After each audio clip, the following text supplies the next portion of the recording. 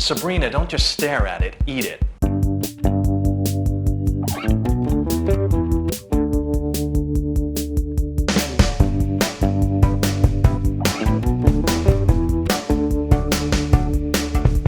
Hello and welcome to Food to Watch Films by episode 3. 3. It's a magic number, Johnny. It is the magic number. It's a magic number. We're here for a third time. Yes. Third time once lucky. Once again we are here. And so you're listening to the velvet chocolatey tones of Johnny. And sexual chocolate Adam. And we're your hosts on this exploration of the combination of food and films. We certainly are. And I never get sick of the way you say that, Johnny. Yes, it's enchanting, is it not? And basically this podcast, you imagine us as your culinary advisors on, we basically recommend what kind of food you should eat with a particular film to heighten your experience of that film, that sensory experience, and whether you like it or not, we will advise you. And we hope you enjoy it. So yeah, we're on to episode 3 now, and we've had some pretty obscure food recommendations. I mean, to be honest, just to give you a bit of a warning if you're new to listening to this, if you've got any dietary requirements, health conditions, allergies, maybe seek some advice from a health professional before actually partaking in one of our suggestions. Yeah, we don't want to be responsible for any deaths. Yes, or bowel-related problems. Or just indigestion. Yeah. Even, I don't want to have that on my conscience. Yeah, I mean, and we've also had some suggestions that are probably not very moral or legal. So, again, maybe consult someone first, a parent, a legal guardian. You don't just want to, dive straight into substance misuse on the basis of a podcast. Yes, but at the end of the day, we're here merely to enhance, and whether you follow what we say or not is your choice. We're here to inform and educate. We're like the BBC. Yes, but but we're not. Yeah, but funded by no one. So anyway, just I suppose just to get things rolling, really. I've noticed in the past few episodes, Adam, you're often talking about how you're a big fan of practical effects. I've mentioned it, on numerous occasions. Yeah, and there's probably some point in this episode that I'll mention it again, no doubt. Yeah, practical effects. And you also mentioned you had a bit of a love of puppetry in the last episode, and you said it was a bit creepy the way you said it, to be honest with you. But so I'm not doing anything inappropriate to the puppets, I don't have a Muppet fetish. Okay, well, yeah, let's not pursue that too much further. But anyway, it got me thinking the other day. I was trying to think. I always like to try and come up with new ideas for stuff, and kind of got an idea for a new business venture. Basically, the idea is a restaurant that's run by puppets. Would do you think that would be a good idea, or would it be a bit creepy? It depends what type of puppets. There's different types of puppets. Well, I was thinking the kind of the Labyrinth style, the Jim Henson style puppets. Gelfling, come on in. Yeah, I'd imagine to be quite clumsy in terms of, sort of bringing your plate of food to the table. Well, that'd be the charm of it. Yeah, it would be, but I don't want like a bowl of soup over my lap just because, the Muppet doesn't have opposable thumbs. It's, you know what, Johnny? Who am I to stand in the way of your dream? Go for it. It was just makes you happy. It makes you happy. Yeah. I see a few logistical issues with it. Is all I'm saying. But maybe I could, as you're coming in and greeting you, that kind of puppet would bring a smile straight to my face. No, that was terrible. What was that? Is that your Muppet voice? No, that was. I don't know what that was, to be honest with you. Yeah. Anyway, well, I did that. Yeah. Anyway, it was just an idea I was, shooting around with the other day. So inside the head of Johnny, there should be a segment. Yeah, what are you thinking about today, Johnny? A spin-off series. Yeah. Anyway, so shall we get to the nitty-gritty? I know in previous episodes we've started with your Adam's top 5. Shall we follow that same format. Let's get it done. Let's get down to business.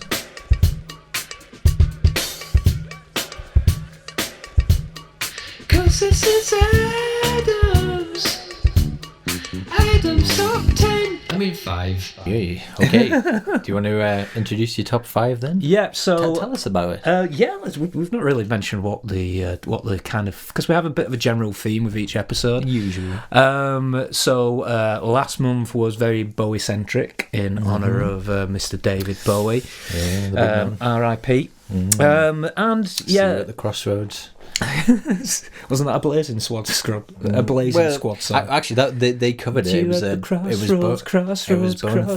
Bone Thugs and Harmony originally. Really? That's some good knowledge there, Johnny. Good knowledge, popular music as always. So we're keeping with current affairs, and recently we've had the Oscars. Have we? We have indeed. I don't know if you've heard. It's been in the press a little bit recently. For all the wrong reasons as well, hasn't it? There's been a lot of controversy this year about lack of diversity. It's which it's a fair point. There was a lot of good films omitted from Oscar nominations, from black actors and black directors. Straight Outta Compton, I've not seen that yet, but I've heard it is supposed to be good. There was not a single nomination there. Creed, no nomination there. The thing that Will Smith was in, about American football players getting concussion. Okay. That's not nominated. There was a big kind of, there were famously Spike Lee, Will Smith's wife, whatever she's called, Jada, all decided to boycott the Oscars in protest. Right. Chris Rock hosted the Oscars this year. Yeah. So, he didn't hold any punches when he came to addressing that issue, which I think is, I like Chris Rock. Mm-hmm. He's a good guy. He's funny. So it's been a lot of issues raised around diversity and actors' films being snubbed by the Oscars. Mm-hmm. So, in keeping with this, with this theme, my top 5 for this episode is going to be Adam's top 5 Oscar snubs. Ooh. So, as always, there are a couple of honourable mentions before I get to the core 5. Well, quelle surprise. Johnny, you love this segment. It's your favourite segment. You live for this. So quickly, I'll just briefly run through some of the nominations, or some of the honourable mentions. Yes. When I was looking at this, looking through, basically I wanted to highlight the films which I was convinced had won Oscars, and I was quite surprised that they hadn't. Yeah. Wolf of Wall Street is a fairly recent one, 6 nominations or something along those lines, didn't win a single Oscar. Blade Runner, I don't know why, but I was convinced that Blade Runner would at least have won some sort of technical award. It was, I don't think it did very well at all, did it not? I don't think it did well at the bottom. It was totally misunderstood and not really recognised, was it? And it's become more of a cult classic ever since. It has. It was a bit of a flop at the box office. A little bit like It's a Wonderful Life. Again, just the critics slammed it. Did poorly at the box office, but then it's now regarded as one of the greatest Christmas films ever. Yeah. And there's absolutely loads when you look through it. Amélie, foreign films. I think film. Amélie, French film. Old Boy, the original Old Boy, that never won an Oscar. Not the remake with Josh Brolin, which was god awful and just unnecessary. But that's a different. Are we story. Still on the honourable mentions, by the way? So just briefly going through a list of a few honourable mentions that I had in mind. Anyway, so in at number 5. Number 5. I've gone for number 5, City of God. Yes, great film. Really good film. Really good film. Brazil. Just overlooked completely at the Oscars. Had a few nominations. But that year, I believe that year was completely dominated by Lord of the Rings. Lord of the flipping Rings. It just didn't get a look in. Gandalf. It just ran away with all the awards.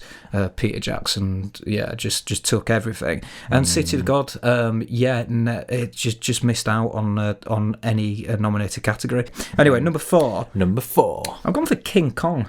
King Kong? The original King Kong, right. 1933. Yes, not the remake of 2000 there's a remake in the 70s as well, wasn't there? Of course. But no, and I've gone for the first one because it was just it set a standard, and it sets things up for monster movies, which going into the 50s dominated the 50s. Yeah. I mean, that film. If it wasn't for that film, there wouldn't have, arguably, wouldn't have been Steven Spielberg. And I remember, talking about Peter Jackson. I believe Peter Jackson has also quoted that as being one of the most influential films on it. You wouldn't have Peter Benchley. There you go. The talent of Peter Benchley. But maybe they just weren't ready for monsters back then. Well, that's it. And I think there was a lot. It's dismissed as it's a monster horror. It's not taken seriously. But for the Monster Mash. We're sat in this room right now. I'm staring at a Godzilla poster. You are. Yeah. That was what Godzilla came about. Sort of 15 years later, maybe even more, 20 years later. And that wouldn't have existed if it wasn't for King Kong. It was ahead of its time. Stop animation. Still looks good today. Number three. Shawshank Redemption. A little bit cliched, but it never won an Oscar. It didn't pick anything up. That is actually quite a surprise, actually. I would have thought that would have definitely got one, but anyway. For that year, Forrest Gump just ran away with everything. It was nominated for a few categories. I think it was 7 nominations and not a single Oscar. And he did actually run away with it. He did, right. He just kept going. Run, Forrest! Run! In at number 2. Number 2. Right. Now, as I was coming to the last two, there were a number of films that kept popping up with the same directors. Okay. So I've actually, the last two, I'm moving away just from movies. I'm going to the director. Oh, okay. So this one, number 2, Stanley Kubrick. Right. Okay. Yeah. Now I will say Stanley Kubrick. I believe he did win. There was a technical something like sound or something like that. Won an Oscar for Space Odyssey, 2000. AD Space Odyssey. 2001: A Space Odyssey. So, yeah, that's right. God, I'm sorry today. But other than that, completely overlooked. I mean, Clockwork Orange was controversial when it came out, and I think that's it. I mean, The Shining didn't run away with any Oscars. There was Doctor Strangelove. Yeah, fantastic film. Great film. Really good film. Just completely ignored. Yeah, again. But it's a. What's the word? A very alternative kind of film, though. You can imagine it not really being received in things like Oscars. Exactly, yeah. Just not understood. But it's one of those, just highlights of a film just completely ignored by the Oscars, but those films have been incredibly influential in years to come. Yeah. Just before you go ahead, and Full Metal Jacket, of course, just to drop like Full Metal Jacket, yeah. Very good point, yeah. Anyway, carry on. I've got that written down here as well, Full Metal Jacket, yeah. So, yeah, Stanley Kubrick. But number 1, taking the number 1 spot. Alfred Hitchcock. Hitchcock didn't win a single Oscar. No way. He was given an Oscar retrospectively, I believe after he died, which come on, good, is come it? on, Oscars, it's a little bit too late, isn't it? It's again one of the most influential directors of all time. Rear Window, how did that not win an Oscar? That's a fantastic film. Absolutely fantastic film. Vertigo, amazing cinema. Completely ignored by the Oscars throughout his career. Alfred Hitchcock, which is Alfred Hitchcock. Hitch my crock. But it is criminal. They didn't get that recognition. But yeah, Johnny, that's my top 5. Hope you enjoyed it. I tried to keep it tight for you because I know you like that. I mean, there was rather a few honourable mentions to get through there, but we got there eventually. Yeah, it was a a bit of a detour, but hopefully you enjoyed the scenery. It was an interesting journey, and I appreciate it. Yeah. So, well, shall we move on to our first film and food recommendations? Let's do this. Let's do this shit.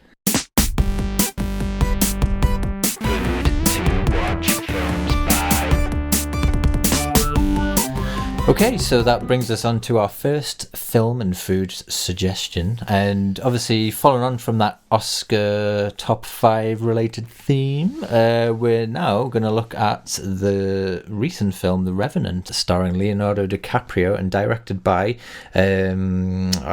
excuse me, I just need to... I'm glad you took responsibility for this. Alejandro González Inarritu. I hope that's how you pronounce it. But anyway... Birdman. Yes, Birdman. And yes, so the film, just to summarise, is it's a group of trappers in the 1820s, I believe, and Leonardo DiCaprio is he's guiding them through the western frontier, and they run into a bit of bother with some native Indians, and shortly after, Leo's mauled by a bear and left for dead by the rest of the trappers.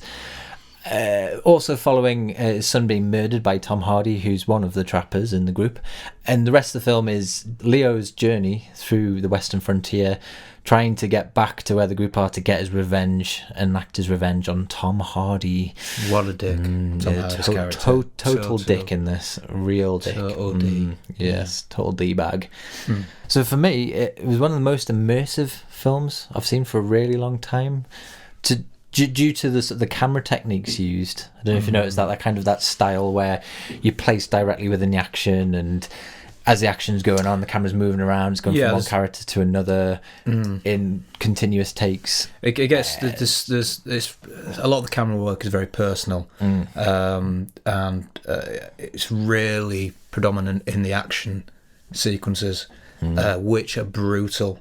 You know, you do feel like you are getting mauled by that bear. You do. You're feeling his pain. You know, it is brutal. It is brutal in parts. As it would be, getting mauled by a bear, well, I'm sure. Yeah. You know, it wouldn't be any tea party. No. Or, no, picnic. Exactly. You know, exactly. Not a teddy bear's picnic. Anyway. Don't know where I'm going with this. Carry on. So, I thought it was...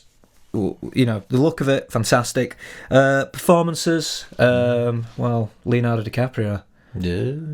It's broken that spell of being snubbed by the Oscars. This was his 6th nomination, I believe. Okay. So 6th time is a charm. And I don't think... He was good. He was very good in it. I don't think it's his best performance. No. I mean, yeah, I get you. He was good. Yeah, I mean, a large portion of the film, he's he doesn't have a throat, pretty much, so he's rasping away, lying on a stretcher. Yeah, exactly. And he just come around and he's take nothing away from him. He was excellent in this. I do think other movies he should have had earlier recognition for by the Oscars, but unfortunately didn't. But yeah, no, really pleased for him and fully deserved. Tom Hardy, I thought was great in it as well. Yeah. As we said, he played a complete dick. Total dick. But he played it very well. Yeah. You as any good villain, as the viewer, you were really I quite liked as well how he'd been partially scalped by some Indians previous, and so his head kind of looked a bit like a ball bag, which made him even more of a dick. He had sort of a comb over going on as well, didn't he? Like as though it wasn't working for you, Tom. It wasn't working for you. It was quite interesting as well to actually hear Tom Hardy as opposed to him just grunting and a la Mad Max. And fantastic performance by the bear. Yes, very good.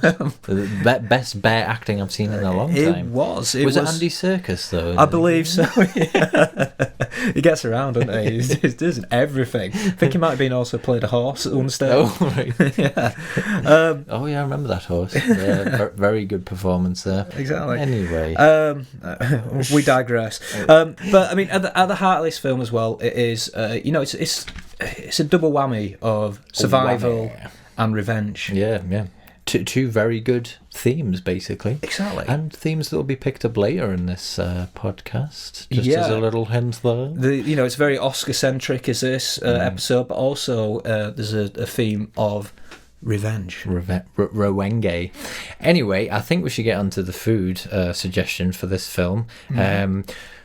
Would you allow me to indulge first? Indulge, get stuck in there, Johnny. Okay.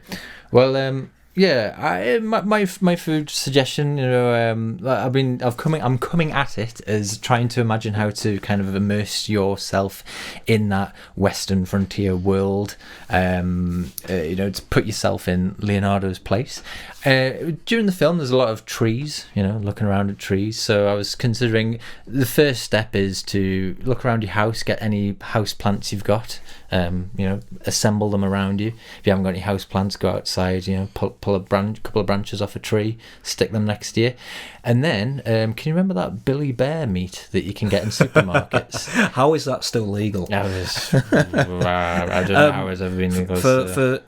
We assume most UK listeners, particularly if you're in your 30s or mid 20s onwards, will be aware of what Billy Bear is. But for viewers outside the UK, Billy Bear. It's essentially processed ham, the worst kind of processed ham with the face of a bear on it. Yeah, just pounded and ground. Just pig's foreskin and all sorts, trotters, everything in there. Things that shouldn't be allowed to be consumed.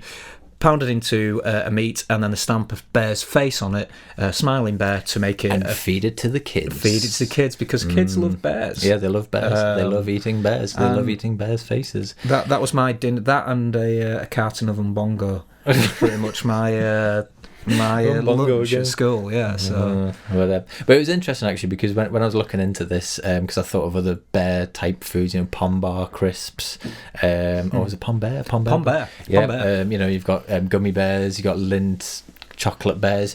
I somehow ended up online and found a Facebook page which someone set up. I don't think it's been posted on for a couple of years, of bear-shaped foods. So check it out. There's some pretty crazy bear-type foods on there. But anyway, that's awesome. I love the fact that someone's taken the time to... Do you know the website?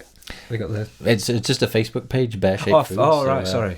Check it out. It's there's some random examples there. It's quite impressive. Anyway. Brilliant. Anyway, what about you, Glover? Adam? Yeah, we've kind of gone along similar lines here, because from this food suggestion, I really wanted to... I was thinking about Leonardo DiCaprio's character, his survival, and then that got me to thinking, right, if I was in his position, in his place, but, in the UK, in our wilderness, in the wilds of the United Kingdom, the Lake District or somewhere. Yeah, exactly, up in the North Yorkshire Moors or something like that. Or Birmingham. What would I do? Like, what could I get together food wise to survive? Yeah, I mean, we don't have bears. It'd be a pretty tame version of the Revenant if we were in the Yorkshire Dales, because bar a couple of sheep, no pun intended. No, that's terrible. Hey. And cows, docile. We have pretty docile animals. But aside from livestock, I was thinking, no livestock. There's no farms around. It's just wild animals. So I actually did a Google search of the wild animals that we have in the United Kingdom, to see what I could, feasibly. Kill and eat for survival purposes. Snails? I'm a carnivore, so I would need meat at some stage. So this is what I've gone for. I made a bit of a list. So in the United Kingdom, we have a red deer, which is, it's... I'm so sorry. Just for the listeners, this is so funny. Adam's got his little notebook with his list, and I love the research he's gone to. Well, I feel like I'm starting to develop a reputation for being very brief on the food aspect, so I'm going all out with this one. So I'd kill a red deer. Yeah. Now that deer. Well, it's not just going to be used for its meat. I'm going to use every part of it as well. I can use it for fur, sleep inside it, use it as a sleeping bag. Yeah, exactly. And the antlers could be used for weapons in case an angry squirrel gets at me or something like that. You can hoof it with its hoof. Exactly. So I'd go for the deer. So I'd have a bit of venison. Yeah. Okay. Then I'd pick some wild raspberries to make a raspberry a marinade for the venison. So cook that up. So venison with juniper berries, maybe. Yeah. Well, what I was wanting to go there is this for a salad, a bit of a side dish to the venison, to the raspberry marinated venison. I'd go for nettles, because we have a lot of nettles in the country now. As long as too many, if you ask me. Yeah, and the nettles, the sting. Yeah. But if you boil nettles, it gets rid of the sting. Oh. Gets rid of the the poison or whatever. Well, that's causes not any good if you're running through nettles and okay, no, I'll just quickly boil that nettle before I rub my leg on it. But for the purpose of a salad base, this is fine. So I'll have a bed of boiled nettles, and wild garlic. And wild mushrooms as well to go on it. So I think a bit of quite a balanced meal. Fancy bugger. Yeah, and I think so. That would be my list for surviving, but also dining whilst I'm surviving in the wilderness. Sounds very tasty and certainly a lot more upmarket from Billy Bear. Exactly. Yeah. So there you have it. So if you're going for I suppose a more lower budget meal, then go for the Billy Bear. If you've got some house plants, assemble them round your face, or attack a nearby tree. Or go for some venison and wild berries with a raspberry marinade. Raspberry marinade. Get it right, wild John. mushrooms and all that.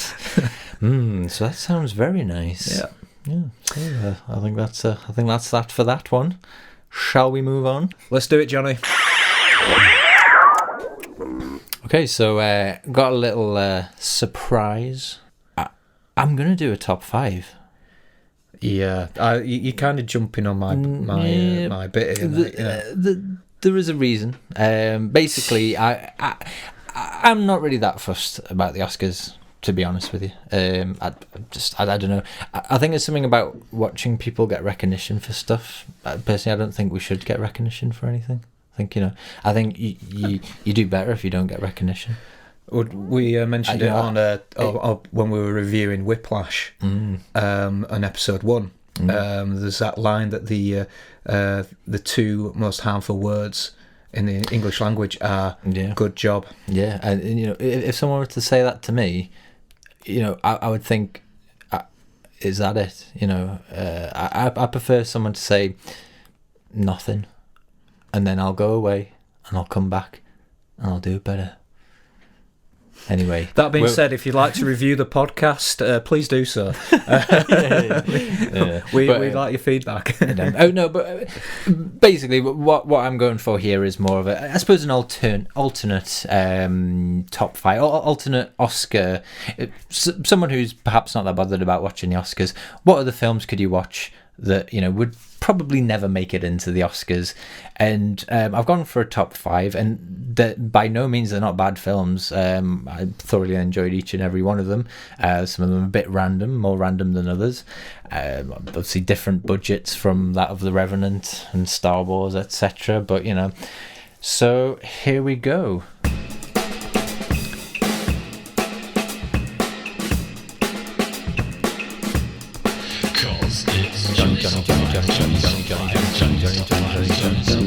Johnny's top 5. Yeah, Johnny. Yes. It's kind of. I was just realised that it sounded a bit like Chaz and Dave. Rabbit. Yeah.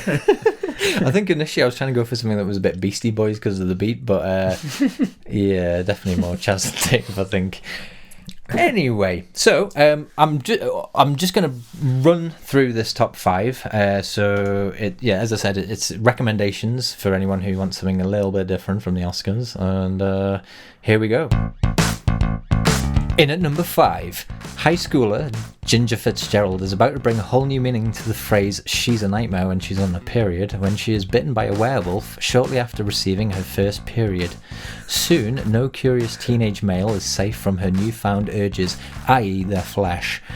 Released in 2000, it's the throat-ripping Ginger Snaps. In at number 4, when Diana Jackson suspects her brother's disappearance is to do with the dealings of a certain gangster and his pals, she's pissed off, and soon becomes a one-mama massacre squad rampaging through Hong Kong. This 1975 film is a blaxploitation at its finest. Expect lots of afros and countless kicks to the face. It's TNT Jackson. Yes. Yes, TNT Jackson. In at number 3, There's some freaky things going on in the Mount Fuji area when the guests of a family-run bed and breakfast start dropping dead in absurd ways, later to reanimate for a little song and dance routine. Takashi Miike directs this obscure 2001 Japanese horror musical. Described as The Sound of Music meets Dawn of the Dead, it's the happiness of the Katakuris.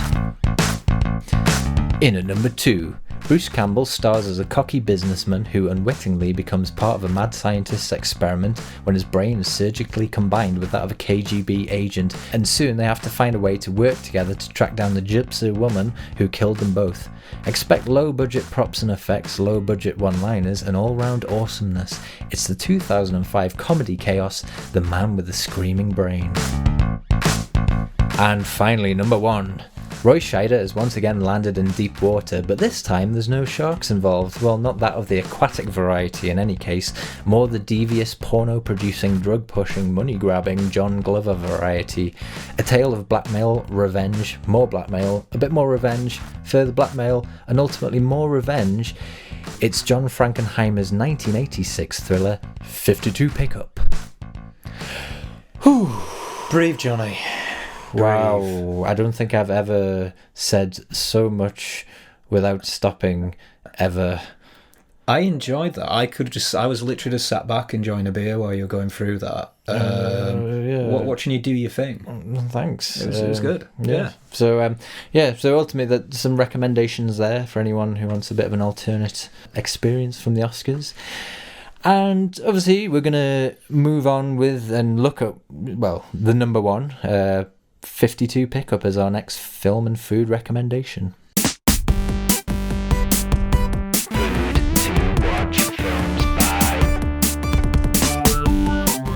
So, 52 Pickup. Yeah. Yes. I've never heard of this film until I don't think many have. until it felt like we were doing a drug deal between me and Johnny. The other day we met on a street corner at night in the centre of Leeds, and Johnny had this package from me. Slyly passed it across to me when I looked into it. Thankfully, it wasn't a huge wad of illegal substances. It was no peaches. It was a copy of. A DVD copy of 52 Pickup, a film which I've never heard of and hadn't seen. Yes. And this film, right off the top, I'm going to say I enjoyed it. What I enjoyed more than anything else, I think, as well, was this is the first time in absolutely ages that I've actually watched a film without having any sort of preconceptions, not just about the quality of the film or what the film is like, but also the storyline. Mm-hmm. I didn't read any of the blurbs at the back. I just you could tell from the cover that it was going to be some sort of thriller. Just didn't check anything on IMDb or the internet. Just put that DVD in and started watching. Just slapped it in there. Slapped that bad boy on. I mean, I have to be honest. In the opening credits, it is so 80s. Yes. It insane. Felt very, very 80s. Did you like the crane cam that opened it as well? Very shaky crane cam. Clunky. Yeah, it was beautiful. It looked like they had some issues with that crane or but yeah, honestly, kind of quality wise, the opening scene, my first thoughts were, this seems like a made for TV. It seemed like an episode of Columbo, but not made quite as well. Something you would have found on Channel 5 late at night back in the late 90s. Yeah, exactly, yeah. You know what I'm talking about. Yeah. So yeah, I mean, a very, very, very 80s musical score. Is just synth. It's synthtastic. It's just I mean, the synths are coming at you. It's coming at you all over the place. It's inappropriate at times. I mean, one of the main points that I took away from one of the negative aspects of the film, and I don't want to dwell upon the negative aspects because there are some positives, definitely positives to take away from this, Johnny. But it's the musical score just seemed completely inappropriate at times. I mean, it's personified in the end scene. where you've just had John Glover's character, who's brilliant, by the way. He's amazing, fantastic in this film. Is John Glover. A little bit annoying when he's calling everybody sport, but right at the end gets spots. Spoiler alert, as always with these. Right at the end, he gets blown up as Roy Scheider is rescuing his wife, who John Glover has kidnapped. Bearing in mind at this moment in time, his wife is she's been sedated with heroin, I think, wasn't it? Yep. So it's pretty dark subject matter, pretty dark scene. Now the composer for the musical score decided to go with this.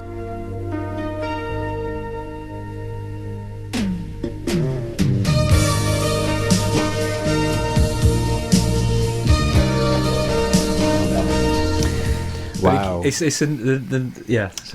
but honestly, I mean that song, if you listen to it in its entirety as well, it seems like a John Hughes sort of 80s. I'm definitely getting that vibe, or End of Karate Kid or something. Exactly. You half expect like the actors to kind of freeze frame as a punch in the air in celebration, as opposed to be walking away from the scene of a murder. Exactly. Yeah. Which it's like he's been rewarded and triumphed, even though he's just hideously murdered.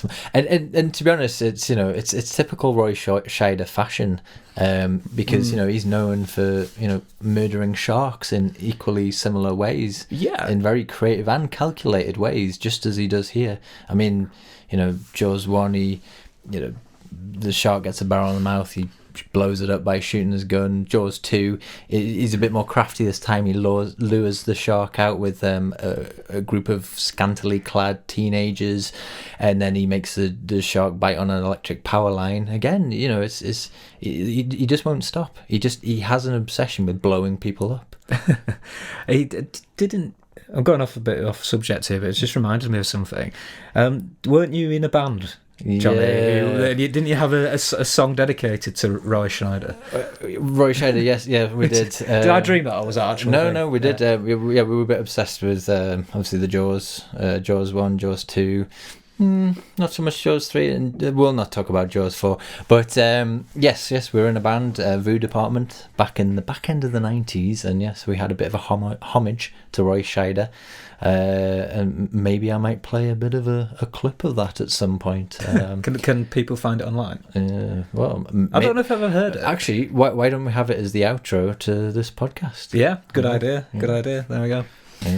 Yeah, so, I mean, I don't want to dwell upon the negatives of this film, as I said, because it was a good film. Yeah, very well-written thriller. You quickly move away from it being what seems to be like a, midday made-for-TV drama into a dark thriller with some very, very dark subject matter. Again, it's we've got prostitution in there, we've got murder, we've got blackmail, as you've said before, we've got revenge, heroin. It did one minor quibble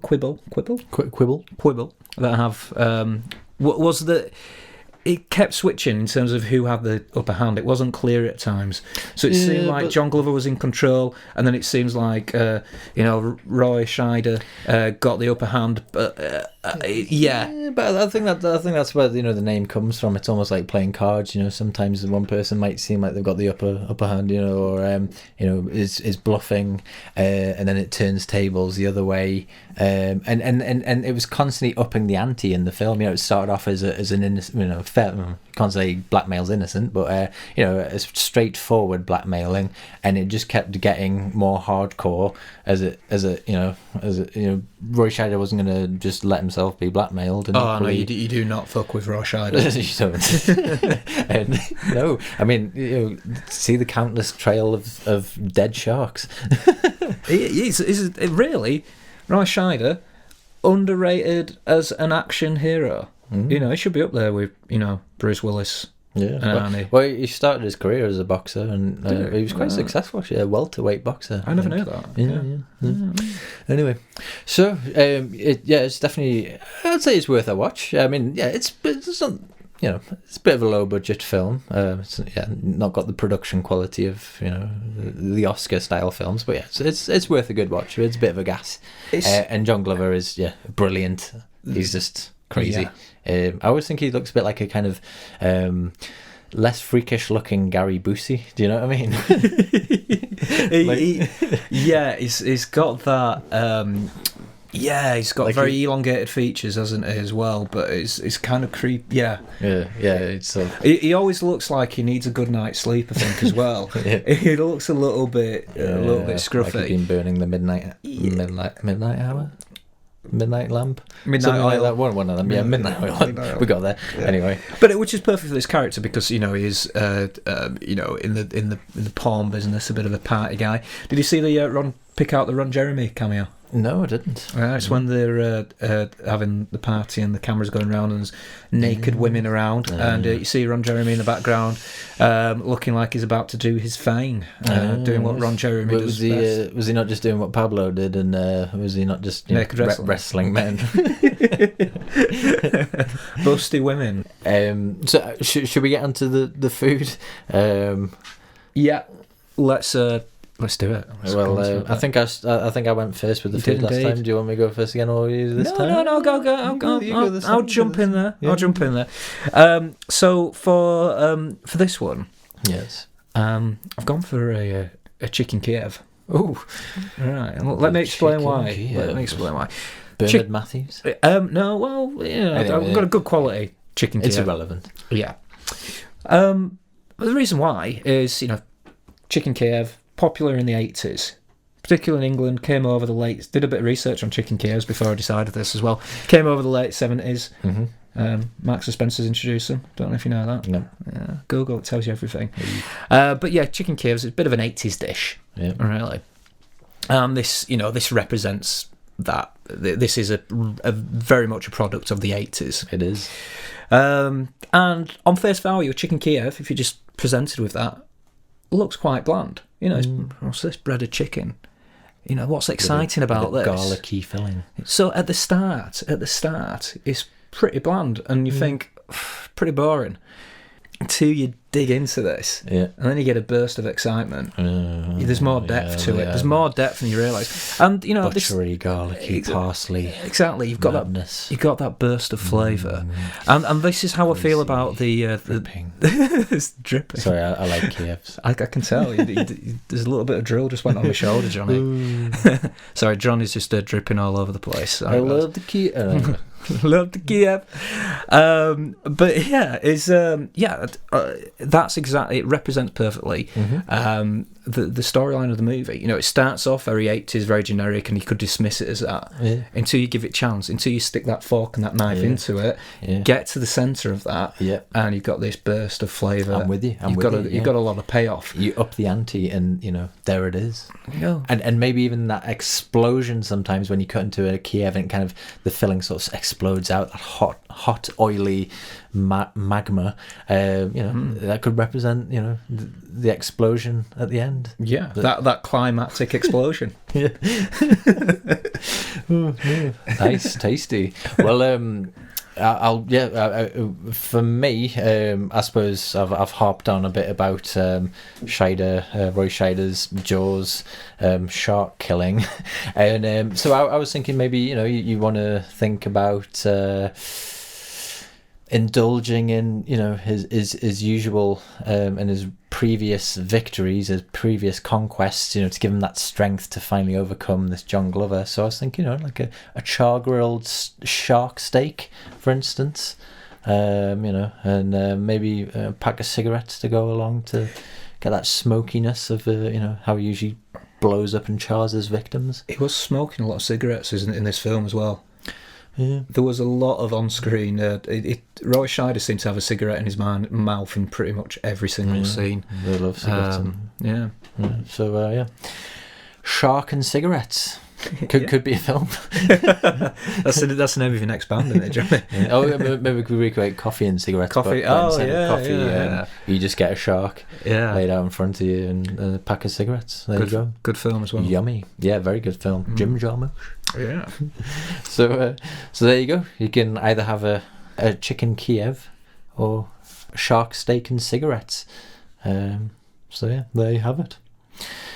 Anyway, I think that should move us on to our next segment.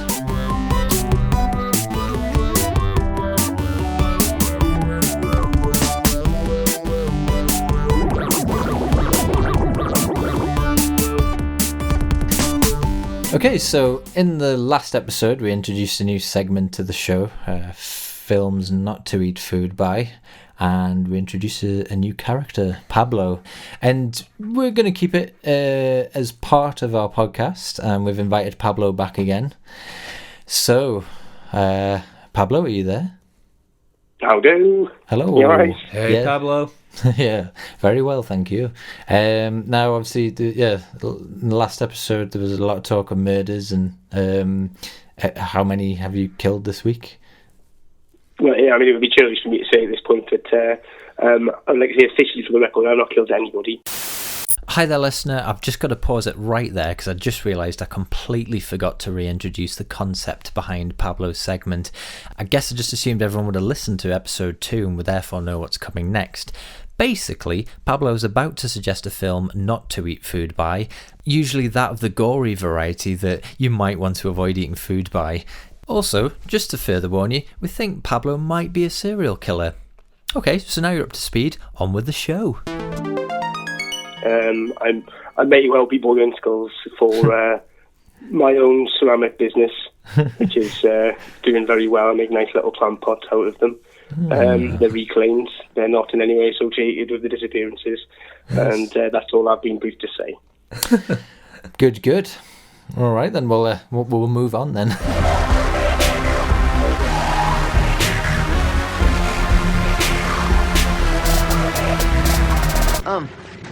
If you're gonna spew into this. So yeah, you've got another offering for us, another hot, steamy nugget, I'm assuming. Yes, particularly with the steamy nuggets, as is my want. Yes, I've recently watched the Evil Dead remake from 2013, which was directed by Fede Alvarez. I'm not quite sure how to pronounce it, but that seems to be the way. It's essentially a direct remake without the humour aspects of the Evil Dead films as we know them. Sam Raimi was a producer on the film, as well as Bruce Campbell, and Robert G. Tapart, the less well-known of the three, who were dealing with the original trilogy.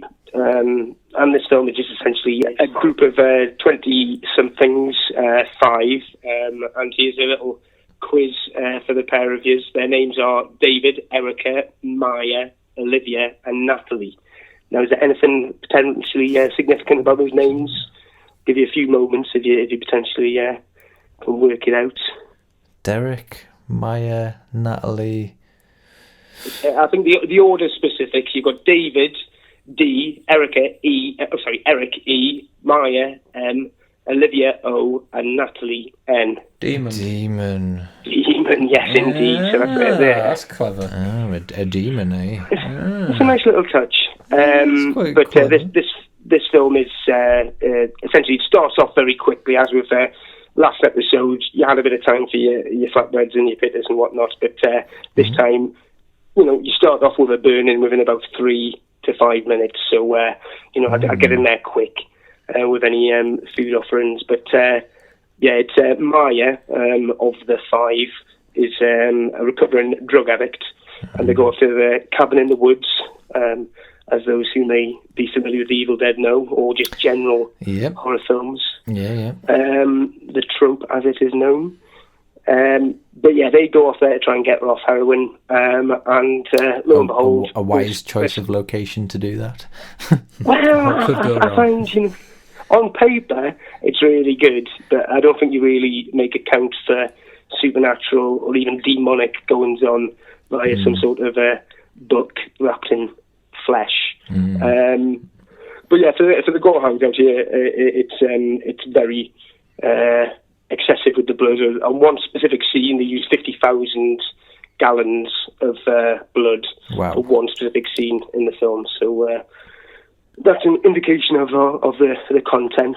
A little bloody. Obviously, a known killer like myself, it doesn't really affect me. But I think those of a nervous disposition may want to, as I say, give it a, think of it like swimming. Give it 2 hours after eating before watching the film, just to make sure everything's set. Yes. But yeah, no, it's very gory. The original intent was for it to have a sequel and possibly another film, and then some way tie back with the Evil Dead of old, with Bruce Campbell as Ash. Yeah. But as with the recent TV series, I don't know if things have taken a bit of a swerve in that direction, because there doesn't seem to be much talk of a sequel to this 2013 remake. But I'd say me myself, I quite liked it. I would like to give it 3.5 out of 5. 3.5 severed limbs. Ooh, severed limbs. I've got to keep it contemporary to the matter at hand, Jelly. It's I find it's with Evil Dead, specifically this one. There's a lot of limb severage, if such thing exists. So I give it 3.5. I do have a nice image now of 3.5 ladies' legs severed.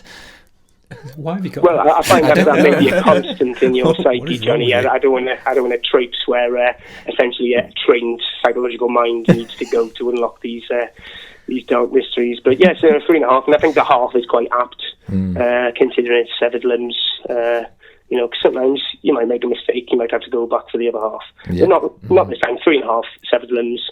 The only problem with that, I would say, is if Evil Dead in itself never existed and this film existed, I would possibly go a lot higher. But you've always got it in the back of your mind that it is essentially just, a slight reimagining. I'm not 100% sure they knew exactly what they were doing, but, they stick to a plot. You find out more about the whole Deadite thing than you do in the previous films. So it's, I'll say it's good. You said there was hacked off limbs, any gouged eyeballs this time, or?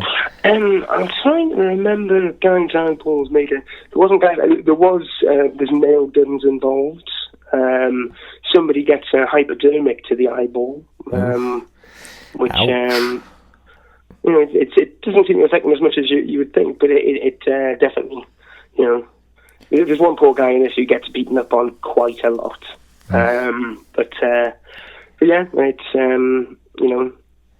for one thing, I'll say it's definitely put me off heroin, or maybe it's put me off going off heroin. I'm not sure. I'm in this kind of moral quandary now whether I should do heroin or not do heroin based on this. Well, essentially, I'm left in the exact same place I was beforehand. So yeah, no, it's not changed my appearance, my opinion on heroin in general. Excellent. Well, so that's another good horror recommendation for someone who likes a bit of gore and severed limbs. 3.5 severed limbs this time, and not so much lychees. No lychees. I mean, on an alternative bent, I would also recommend as a psychological, more horror film, a film called Session 9, which is all about some kind of not construction, more destruction type workers, people who are doing a refit at the mental hospital to be turned into a spa and appropriate location. Oh yes, well that's it. It's Raven Claw, some sort of big famous. If you're a ghost hunter, you'll have probably seen or be aware of the specific mental hospital we use, because they did use a real mental hospital. But it's very good. It essentially discovers some tapes from an old patient interview, and descends into madness from there. That old chestnut. The chestnut of madness. Yes. Crazy chestnut. Be wary of any chipmunk that's feasted on that, because it will turn feral. It will become some sort of deadite chipmunk. Oh yeah, that would make a good addition. Yeah. You see, a deadite chipmunk, you wouldn't find that in the most recent Evil Dead remake, because it's got that humorous bent to it. So, I don't think that's ever been done. This could be like a script idea. Yeah. Killer chipmunks. In fact, I've already said too much. I'm just thinking at the start of this podcast, I was talking to Adam about an idea for a restaurant run by puppets. So maybe we could also involve deadite chipmunks that don't actually attack you, but they kind of jump out a bit like a ghost train. You're like, Wah! Alvin, Simon, and Theodore just losing their shit. Yeah, and you know. Are we talking kind of like animatronic puppets? Marionettes? Yeah. Or glove puppets? Well, we're kind of like the Jim Henson sort of puppets of, you know, like we were saying with Labyrinth and the Dark Crystal. Those kind of I'm puppets. already thinking ahead there that there's a potential insurance problem there, because you're going to have like, a kind of hollow track running around the floor, around the entire restaurant, so all the puppeteers can be underneath the table supporting the puppets. So, you know, it takes one kid to fall in there, get caught in some workings, and you're going to be shut down. I think it's possible. So, I've been trying to tell him, Pablo, it's full with logistical issues, but he won't listen. You got to take a risk, you know. That's what life's about. Taking risks. And puppets. Doing stuff with From my puppets. experiences to sunnier climes, the thing they do in family destinations now is you have like a man dressed up as Bumblebee or a giant Tyrannosaurus Rex who just comes about in the restaurant every hour for about 10 minutes. Wow, yeah. Some photos. That seems to be the way. That's kind of like a puppet. Yeah. So why not, you know, a rabid-looking chipmunk who wants to tear your face off whilst it's serving you your hamburger or whatever you've ordered? Johnny, Adam, as I said, I'm already interested. I just want to finesse this slightly. I'm thinking more Dragon's Den approach. You know, there's no such thing as a perfect idea. Everything needs a bit of a polish. Yes. Yeah. Speaking of which, I've got these skulls seeping in my dishwasher. I've got my bone saw set up and ready just to turn them into nice little little trinkets. I just thought spring's coming up. You know, sometimes you've got to, if you take so much, sometimes you've got to give a little back. So I'm going to basically return them and hang them in outside the homes of each one of my victims' families. I think it's a nice touch. Yeah, it's very elegant. It's thoughtful, if nothing very else. Considerate. Yeah. Well, yes, so if you find a kind of severed skull with a petunia sticking out of it hanging outside your door, it's just my way of saying sorry. Do you think that'd stand up in court? I did apologise. In fact, I think I did have one of them the other day. I thought it was just the milkman had left it as a kind of some sort of dirty protest in a different way from the classic dirty protest, because we're a bit late on paying the bill. So that's a sort of very malicious milkman that you've got going there. And in many ways, I'm more surprised that you've still got a functioning milkman in your area. Frankly, the leafy suburbs of Leeds. This is Yorkshire. Yeah. Oh, wow, so is it? Yeah, they're still back in the 80s here, so... Oh, it's like Last of the Summer Wine, isn't it? It's like that everywhere. Just old men going down hills in tin baths, left, right and centre. That's it, flat caps, whippets down as trousers. Yep. Anyway... Check out my whippet. Well, we'll let you get back to your skulls, and we'll see you for the next episode then, for your next gore recommendation. Yes, and as I say, I need to do it. It's the only thing that's keeping me off the streets. And nobody wants that. Nobody wants that. Nope. Nobody wants that. Nobody. Okay, well, sleep tight again, Pablo. All right, see you later, and I'll see you in your dreams. Yes. See you later, chaps. Have a good one. See you later. Right, see you, Adam. Bye. Bye, Johnny. Bye-bye. Bye.